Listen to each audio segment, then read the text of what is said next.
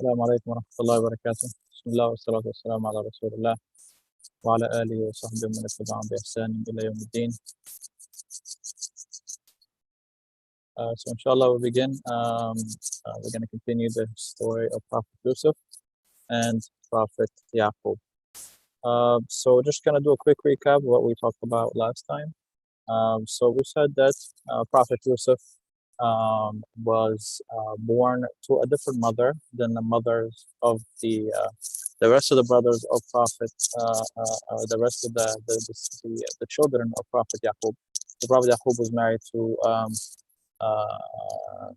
to two different wives. So the children that the Prophet Yaqub had from one of the mothers were 10, and from another mother he had two children, which is Prophet Yusuf and another son.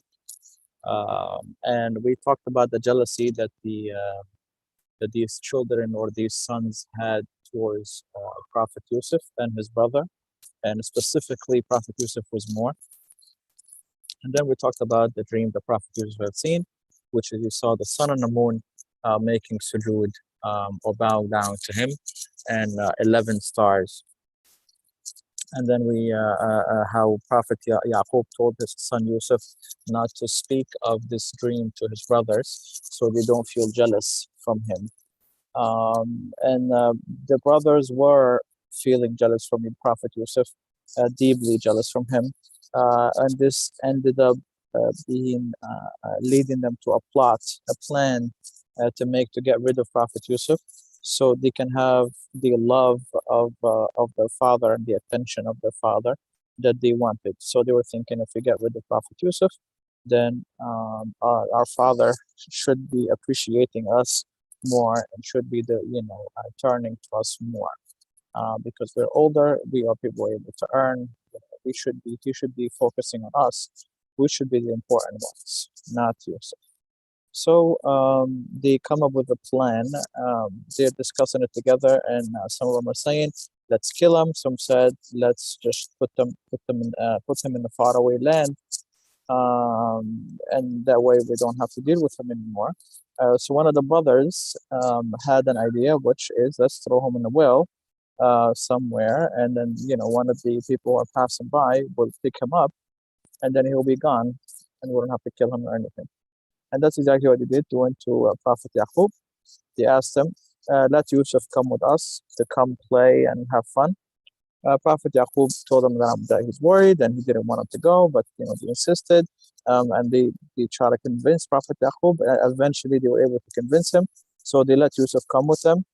And when they went to throw Prophet Yusuf down in the well, and then we said that they took his shirt. And then the Prophet Yusuf was in the well alone now, and they left. They put some blood on his clothing, on his shirt, to go show the Prophet Yaqub to make a lie, basically, to say that the wolves had ate Yusuf, and ripped up his shirt and show him the shirt to prove. So when they went to Prophet Yaqub, of course, he was extremely saddened by this, and he said that you have a plot, you have a plan, something is going on, but he puts his trust in Allah, of course. Meanwhile, Prophet Yusuf gets picked up by people who are passing by getting water. After they dangle down their bucket to get water, Prophet Yusuf ended up coming out, and he was extremely handsome, as we mentioned. And they decide to sell Prophet Yusuf, to take him and use him, and sell him. So that's what they did. They took him, went to the marketplace, put him up for sale. A minister of Egypt saw him, and he wanted to buy him. So he paid them, and he took him. And his plan was, he went back with this boy to his wife, and he said, let's keep him and raise him up. Perhaps he can be a son to us. And that's what he did. Prophet Yusuf grew up. He was given, given ability by Allah to interpret dreams, and he had wisdom and he had knowledge that was given to him by Allah. The wife of the minister had attraction to Prophet Yusuf. She liked him, And we said that she made a plan to seduce Prophet Yusuf. She started thinking about it. How can I do this? And she didn't want to stop anymore. So she decided to lock all the doors in the house at a time where her husband was not home. And she comes out to Prophet Yusuf and, tell him that she likes him and stuff. And Prophet Yusuf runs away from her and he refuses and, says, I fear Allah, I don't want to do this. She, goes after him and she ends up ripping her shirt while she's pulling him, ripping his shirt from the back. At that time, the door opened and her husband was there and he saw the shirt was ripped. And then he decides that he, of course, questioned her. And then she said, it was him, the one who wanted evil, of course, making false accusation. So Prophet Yusuf said, no, I didn't do it. One of the people who were with him, which is family members of hers, said to check his shirt. If it's ripped from the back, then it's her who tried to do evil. And if it's ripped from the front, then it's him. And they found that the shirt was ripped from the back, of course. And then the minister realized, of course, that it was his wife that did that. People start talking about her in the city. So the lady invited these women who were speaking ill about her and served them food and gave them knives to cut this fruit that they had. And then she called Prophet Yusuf out for these women to see how beautiful and handsome Prophet Yusuf was. So these women start cutting their fruit. As they're looking at Prophet Yusuf, they end up cutting themselves. And they said, this cannot be a human, this must be an angel. And she said, this is what you guys blamed me for. Anyway, Prophet Yusuf was standing there, and then she, they encouraged her for him to seduce him even more. Then, and she said, yes, if he doesn't do what I asked him, I'm going to put him in jail. And Prophet Yusuf says, it's more beloved to me to go to jail than to do what you want to do. So the minister, after of course hearing about these rumors and stuff like that about his wife encouraged him to lock up Prophet Yusuf. They made a plot and a plan, and they ended up putting Prophet Yusuf in jail unjustly. Of course, he didn't do anything. When Prophet Yusuf went to jail, we said he met two individuals who were in the same jail as him, and they both saw a dream. Each one of them saw a dream, and they were asking Prophet Yusuf about that dream. And we said Prophet Yusuf was given the ability to interpret dreams, and he know the meaning to the dreams. One of them saw that the birds were eating from we did not say yes. So this is what we paused last time from the Prophet Yusuf went to jail. So from here now we did not talk. This is where we're starting the new stuff. So Prophet Yusuf, the first one of these people saw a dream that birds were eating from his head, like eating off his head. Food placed on top of his head and birds are eating from it. Prophet Yusuf told them, this means you're going to be crucified, you're going to be killed. And the second one, he said, I saw a dream that I was given a drink to my master, to the guy that I used to work for. So Prophet Yusuf told them, this means you're going to get out of jail soon. Sure enough, after Prophet Yusuf told them the interpretation of the dream, the person who the Prophet Yusuf told them that you're going to be killed was actually executed for what he had done. And the person the Prophet Yusuf told them that you're going to leave and you're going to get out of jail, shortly he did get out from jail.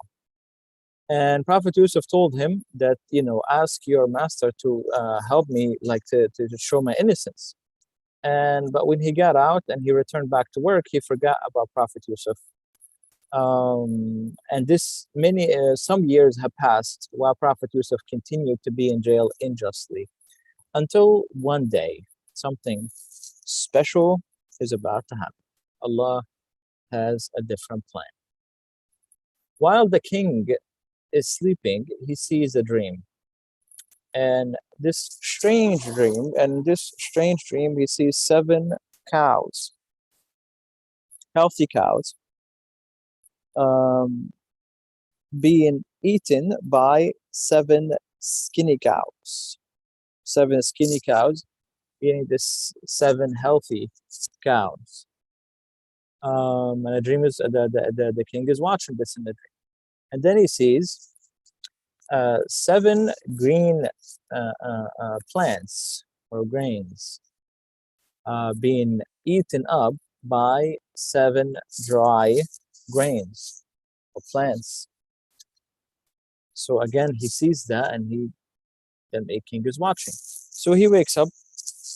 He says he asks the people that work for him to interpret this dream for them, for him, tell him the meaning of that dream. And the none of the people that were around him were able to interpret the dream. They said, this maybe just a dream, doesn't have any meaning to it. Maybe it's just nothing. You don't need to worry about it. So the king was worried, and he wanted to know the meaning of that dream. So they start asking around to try to find somebody that would interpret the dream. Who heard about this? The guy that was in jail with Prophet Yusuf, who got out, he hears that they're looking for someone to interpret the dream of the king. And then he realized, I know someone. I know Prophet Yusuf.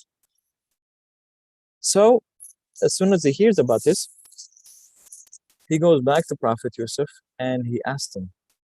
He says, you are able to interpret the dream, so please, can you help me interpret this dream of the king? And then he tells him the dream. The king saw these seven cows being eaten by seven skinny cows, and seven green grains being eaten by seven dry grains. So explain what this means, and what is the interpretation of this dream? So Prophet Yusuf told him, this means there will be 7 years of a lot of abundance of fruits and vegetables and water being available to the country. And they will be followed by 7 years of drought and hunger. And there will be no fruits and vegetables, and things will be dry, and they will not be getting water. So what you should do is, for this 7 years of abundance of food, is to save. People should save the food. The food should be saved. The grains and the fruits and the vegetables should be saved. And they should only eat whatever they need to eat, and everything else should be saved. And they should eat that which they saved during the time they are having a drought, and they're not having any fruits or vegetables or anything. And the guy goes back to the king and he tells him, I got the interpretation of the dream. And he told him the interpretation that was given to him by Prophet Yusuf. The king found this to be very interesting, and he wanted to speak with this individual, and he wanted to see him. So the king sent to Prophet Yusuf, he sent his guards to Prophet Yusuf to take him out. But when the guards went to Prophet Yusuf rejected. He said, I'm not coming out until you show my innocence. I don't want to come out as a favor. I want to come out innocent. Show my innocence. So he asked the guards to ask the king to go bring the women to show his innocence. Because the woman saw that Prophet Yusuf did nothing. So the king did call back all these women, and the wife of the minister that was there, the one that tried to seduce Prophet Yusuf, and then he said to them, what did you do with Yusuf? What did Yusuf do? What do you guys saw? He said he didn't do anything. Yusuf was innocent. He didn't do anything bad. He did nothing. And then at this time, the wife of the minister have actually felt bad, and she came out and confessed the truth. He said he did nothing. I'm the one who seduced him. But he's truthful and he's a noble person. He didn't do anything bad. So the king announced his innocence. He took him out of jail, and he made Prophet Yusuf the minister over that will watch over the food and the process of the saving of the food and distributing the food. since he is the one who interpreted the dream. And after finding out about his noble characteristics, he chose him to be that. So he put him in this super high position.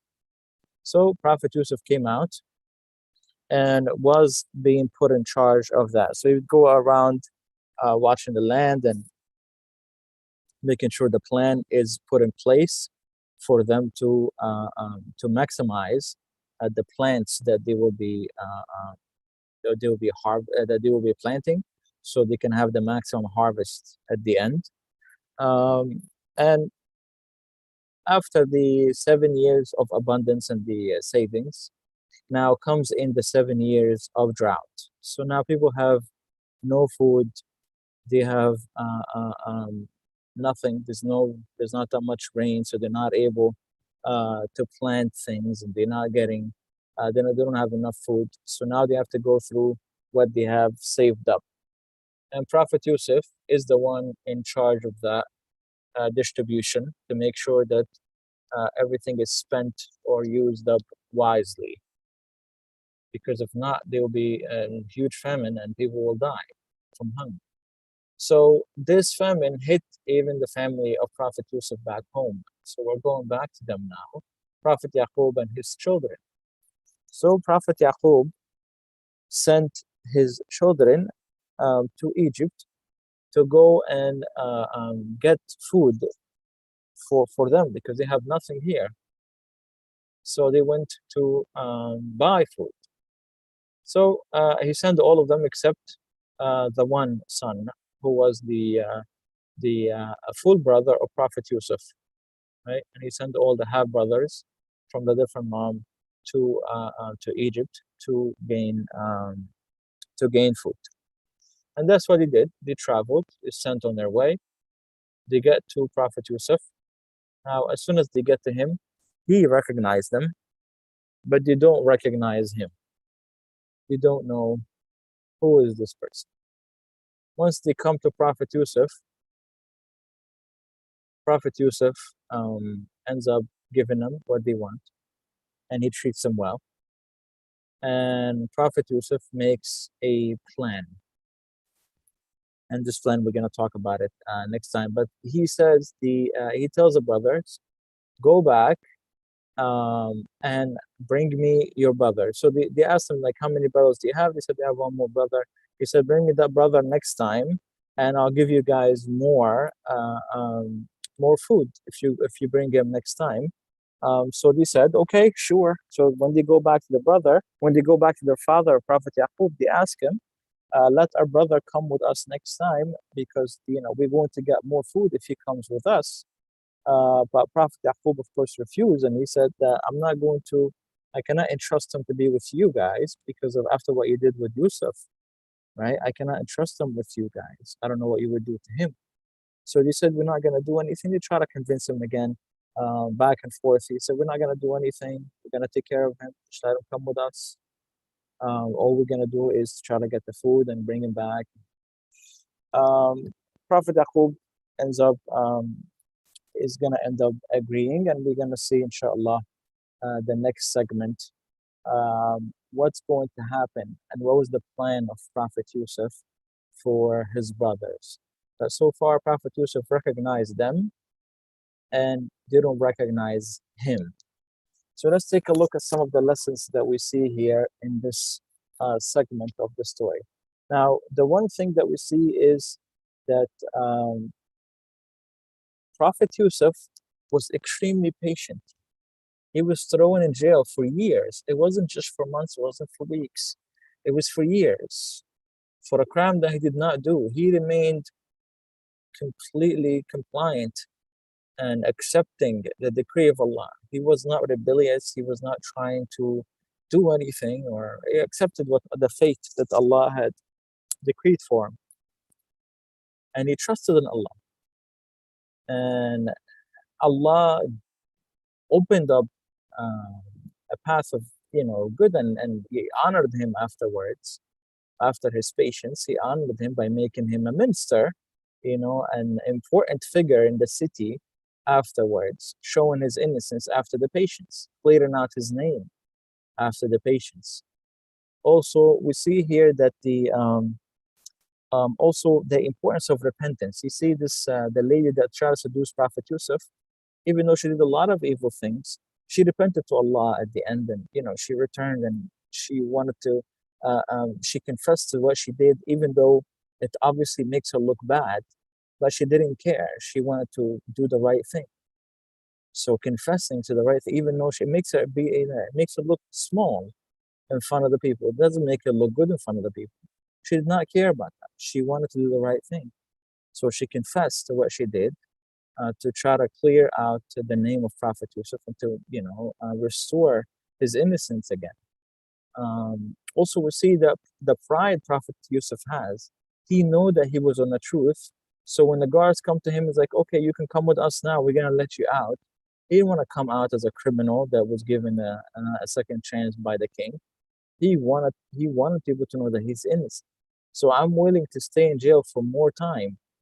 It doesn't matter to me. Go find out, ask the king to look for my innocence, to ask these women what they did, and he's gonna find my innocence. And that's exactly what he did. And that shows uh, um, the pride the Prophet Yusuf had in the good, right? That he wanted to do the right thing, and it didn't matter to him if he was not placed in a good place, as long as the truth, comes out. So also we see how like Allah really honored him after this and rewarded him for his patience by giving him such a high position, like we mentioned in the beginning. Inshallah, we'll pause here and we're going to continue next time with the next segment of the story, which will be the ending of the story of Prophet Yusuf. It's pretty long, but it is a very, very important story. Inshallah, we'll pause here. سبحانك اللهم وبحمدك